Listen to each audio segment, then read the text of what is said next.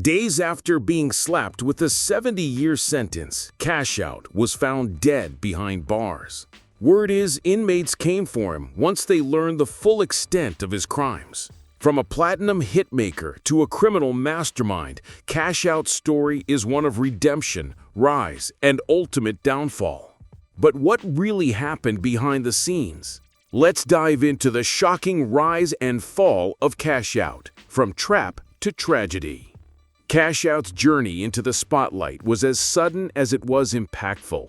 Born on August 15, 1990, in Atlanta, Georgia, Cash Out, whose real name is John Gibson, found his way into the music world at the tail end of a transformative period for the city's hip-hop scene.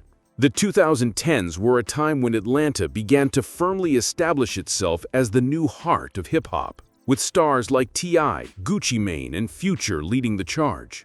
Cash Out, emerging from this environment, was poised to take advantage of the city's growing influence in the culture. In 2012, Cash Out hit it big with his breakout single, Cashing Out. The song became a nationwide anthem, particularly in the streets, clubs, and even the radio. It wasn't just a catchy tune, it spoke to the hustle, the grind, and the lifestyle of Atlanta's inner city. With its infectious hook and memorable lines, Cashing Out climbed the charts, peaking at number 36 on the Billboard Hot 100.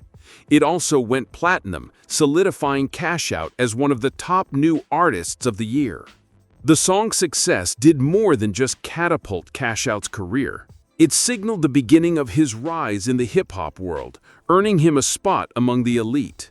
In fact, Cashing Out became a cultural moment, one that had everyone from trap houses to penthouses shouting, "I'm cashing out" swag.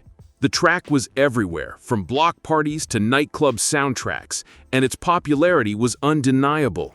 His newfound fame also brought attention from some of the biggest names in hip-hop. Legends like Ludacris, Young Jeezy, and Akon jumped on remixes of the track, further cementing Cash Out's place in the game.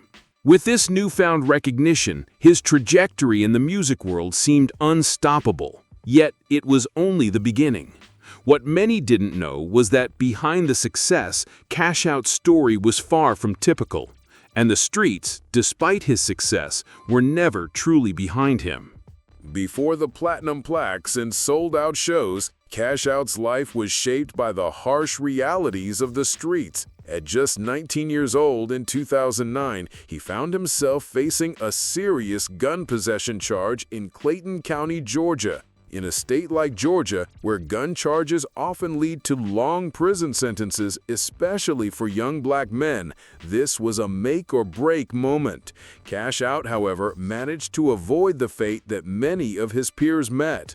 Against the odds, he was acquitted of the charge, a moment that he would later describe as pivotal in his life. For Cash Out, this acquittal wasn't just a legal victory, it was a divine intervention. He saw it as God's way of giving him a second chance.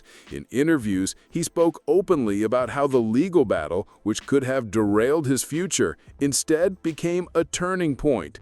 He believed that the acquittal was a message that he needed to leave the streets behind and focus on his music. "That was God's way of telling me to put the streets down and pick up the mic," Cash Out said in a later interview. This moment of redemption wasn't just about escaping legal trouble, it was about a personal transformation. For many young men in Atlanta and across the country, the idea of leaving the streets behind often feels impossible.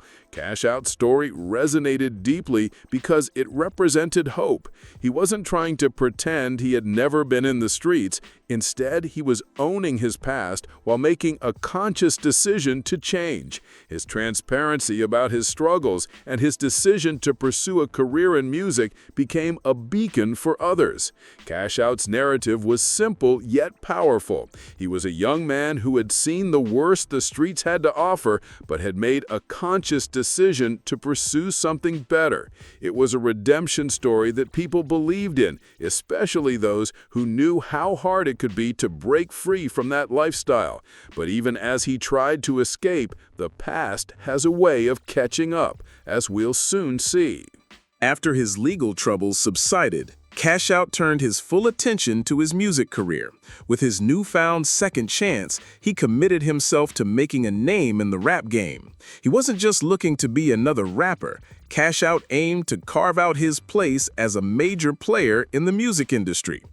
In 2012, after signing with the independent label Bases Loaded, Cash Out began working harder than ever to perfect his sound. But it wasn't until his breakout single, Cashing Out, went viral that his career truly took off. The success of Cashing Out was nothing short of monumental. The song quickly became a street anthem and was inescapable across every platform, from the hottest clubs to the trap houses. It wasn't just a hit, it was a cultural moment.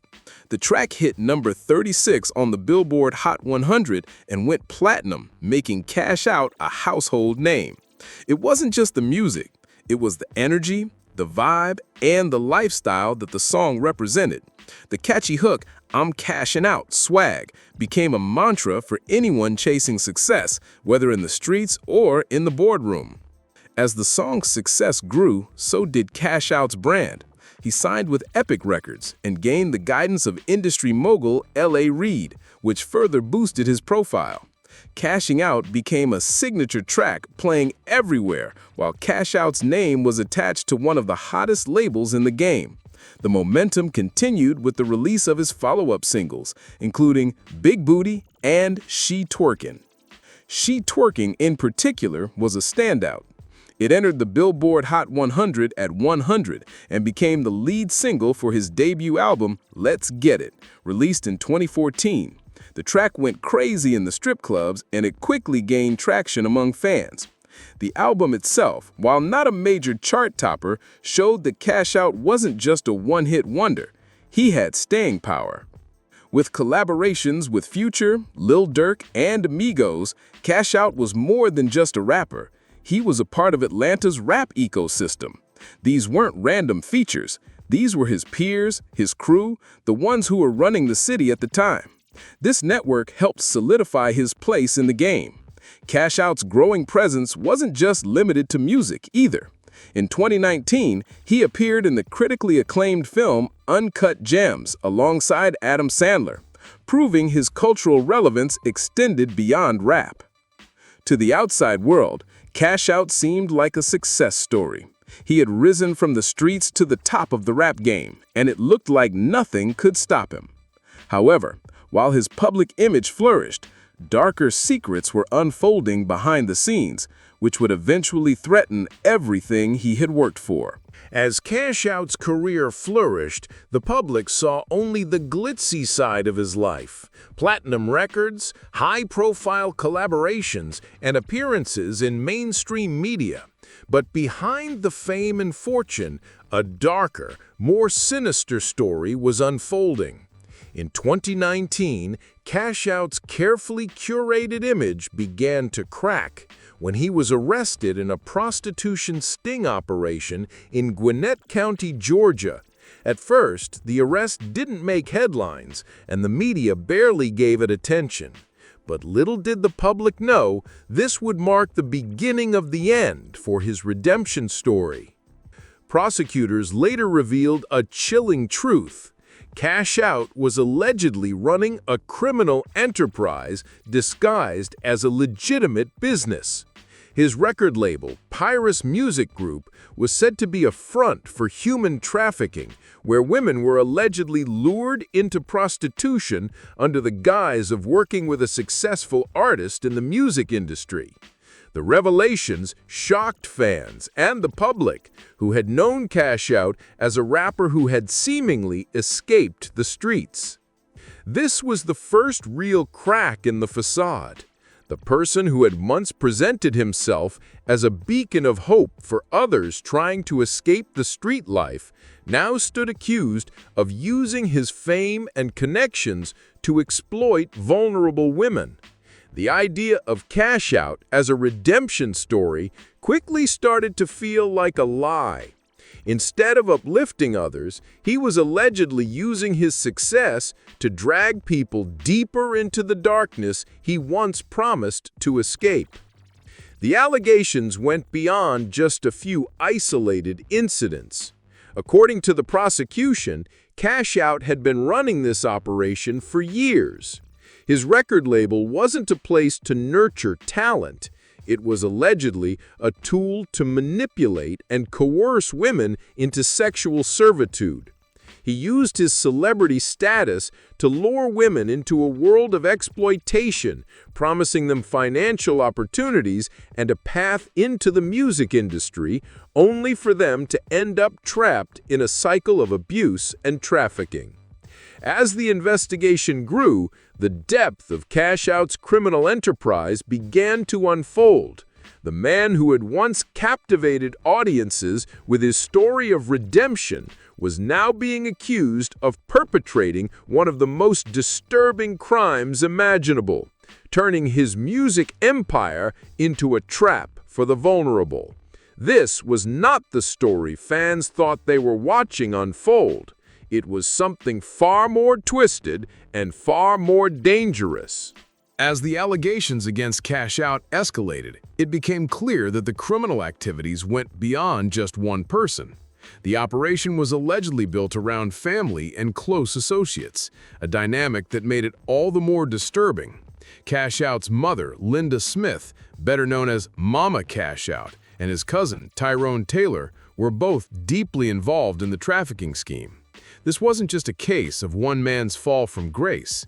It was a family enterprise, with each member playing a role in the exploitation of vulnerable women.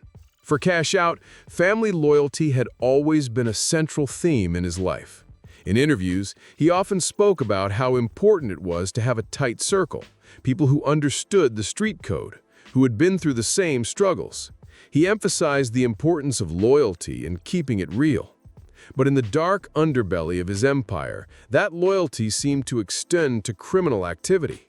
The same family members he spoke so highly of were allegedly his partners in crime. Linda Smith, his mother, was reportedly just as involved in the criminal activities as Cash Out himself. Evidence later presented in court showed that Mama Cash Out wasn't just a passive bystander, she was an active participant in managing the trafficking operation. She allegedly received payments from the women involved in the scheme, further proving that the family was profiting from the exploitation of these victims. It wasn't just that she turned a blind eye, she was reportedly a key player in keeping the operation running smoothly. Tyrone Taylor, Cash Out's cousin, also played a pivotal role. Taylor, who had been part of Cash Out's inner circle, was eventually arrested and convicted alongside him. The idea that Cash Out's closest family members were not only complicit in his actions, but were also directly involved in the trafficking operation made the case even more chilling. In many ways, it reflected the brutal reality of how deep the criminal enterprise went. This wasn't just about one man betraying his fans or abandoning his redemption narrative. This was about a family structure built around exploitation, manipulation, and abuse. When you involve your family in such horrific activities, there's no escape. The loyalty Cash Out spoke about now seemed like a dangerous excuse for criminal behavior, as the people closest to him were directly participating in the damage he was causing. What seemed like an unbreakable bond of trust was really a tragic web of complicity, where every member played their part in the destruction of countless lives. The year 2025 marked the beginning of the unraveling of Cash Out's life, not just in the public eye, but in the courtroom. What had started as whispers of criminal activity now escalated into full-blown legal proceedings that would define his fate. In June 2025, the trial against Cash Out and his family began in Fulbert County Superior Court. The courtroom was packed with media, legal experts, and spectators, all bracing for what was about to unfold. From day one, it was clear this wasn't going to be just another case. It was a trial that would expose the depth of Cash Out's involvement in a long-running criminal enterprise. The prosecution presented a case so disturbing that even the most hardened legal observers were left stunned. The charges against Cash Out were staggering: 13 counts, including rape, aggravated sodomy, human trafficking, and racketeering. Prosecutors argued that Cash Out had used his music career, connections, and celebrity status as a front to operate a sprawling criminal enterprise, one that lured vulnerable women into prostitution and kept them trapped under his control. The prosecution's case was built on victim testimonies, financial records, and damning digital evidence. Text messages, phone calls, and financial transactions all linked Cash Out, his mother, Linda Smith, and his cousin, Tyrone Taylor, to the trafficking operation. The sheer scale of the operation was horrifying. The victims described how they were promised a chance to work with a successful rapper, only to find themselves coerced into sex work. Some victims testified that they were forced to deposit the money they earned into kitchen drawers, a chilling detail that demonstrated how Cash Out was allegedly controlling every aspect of their lives. One witness recalled being told to omit Cash Out's name if reporting any attacks to the police, showing how deeply orchestrated the operation was. The defense team, led by attorney Curtin Matthews, was not backing down without a fight. Matthews argued that the prosecution had overcharged, and he questioned the credibility of witnesses, especially those who had received plea deals in exchange for testimony. As expected, the defense tried to discredit the victim testimonies, claiming inconsistencies and trying to argue that the women had coerced themselves into giving statements. But despite these legal maneuvers, the case was becoming impossible to ignore. With the prosecution's extensive evidence and the chilling testimonies of victims, the public's perception of Cash Out was shifting dramatically. The man who had once been seen as a redemption story was now being painted as a predator, someone who used his fame, his charm, and his family to exploit and abuse vulnerable women. As the trial progressed, it became clear that the streets Cash Out had risen from would be the very ones to bring him down. As the trial against Cash Out and his family progressed, one of the most powerful aspects was the victim impact statements presented in court. These were not just testimonies, they were raw, unfiltered truths about the devastating human cost of Cash Out's alleged criminal enterprise. The victims who stepped forward had their lives forever altered by the abuse they endured, and their words painted a chilling picture of the psychological toll that trafficking and coercion had on them. One victim in particular described the profound psychological damage caused by being forced into prostitution. She shared how the abuse stripped away her sense of self-worth, leaving her feeling disgusting, unlovable, and trapped. "For the rest of my life, I will fear that he will kill me," one victim's statement read, detailing the terror that haunted her every day because she refused to comply with Cash Out's demands. This type of trauma isn't just physical, it's psychological, and it often lasts far longer than the visible scars. These women had their lives destroyed in ways that went far beyond the immediate physical exploitation. The psychological damage didn't stop with the victims themselves. Families of the women also testified about the emotional toll of seeing their loved ones fall into such darkness. One mother said that Gibson and his family literally stole the souls of all the women they victimized, highlighting how the abuse wasn't just an assault on the body, but an attack on the very essence of who these women were as human beings. This description captured the profound and lasting impact of the abuse. Victims were left with emotional scars that may never fully heal. Beyond the emotional damage, many of the victims reported enduring severe mental health issues, including post-traumatic stress disorder, PTSD, depression, and anxiety. These mental health struggles were a direct result of the coercion, violence, and forced prostitution they experienced under Cash Out's alleged control. The fear, the constant manipulation, the loss of autonomy, it all led to a mental health crisis that would take years, if not a lifetime, to overcome. The testimony from these survivors was the emotional core of the trial, giving the jury and the public a stark understanding of the full scope of Cash Out's alleged crimes. It was no longer just about legal charges and courtroom tactics, it was about real human lives. The victims' bravery in coming forward to speak about their suffering not only strengthened the prosecution's case, but also underscored the critical importance of justice. Their courage in seeking accountability would help ensure that their voices were heard and that the horrors they endured were not swept under the rug. As the trial continued, it became more evident that this was a battle for more than just legal justice. It was a fight for the lives of those who had been most impacted by Cash Out's alleged exploitation.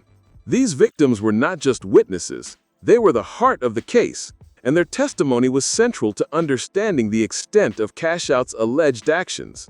As the trial concluded, Cash Out's defense was as audacious as it was delusional. Despite overwhelming evidence, he maintained his innocence throughout the proceedings, refusing to accept responsibility for the crimes he was accused of. During sentencing, he compared himself to Jesus Christ, claiming he was a victim of false accusations. This outrageous statement only underscored his inability to acknowledge the severity of his actions and further disconnected him from the reality of the situation. Despite his defense team's efforts to discredit witnesses and argue inconsistencies, the jury delivered a devastating verdict on July 18, 2025. Cash Out was found guilty on 12 counts, including RICO violations, rape, aggravated sodomy, and sex trafficking. His fate was sealed with a life sentence plus an additional 70 years, marking the end of his career and his freedom. His mother, Linda Smith, was sentenced to 30 years, while his cousin, Tyrone Taylor, also received a life sentence plus 70 years. Their involvement in the criminal enterprise, built around Cash Out's music label, resulted in severe penalties that highlighted the scale of the operation. The sentencing served as a stark message to anyone who thought fame and success could shield them from the consequences of their actions. Cash Out's story, once seen as a redemption arc, ultimately became a cautionary tale about the perils of using fame for exploitation.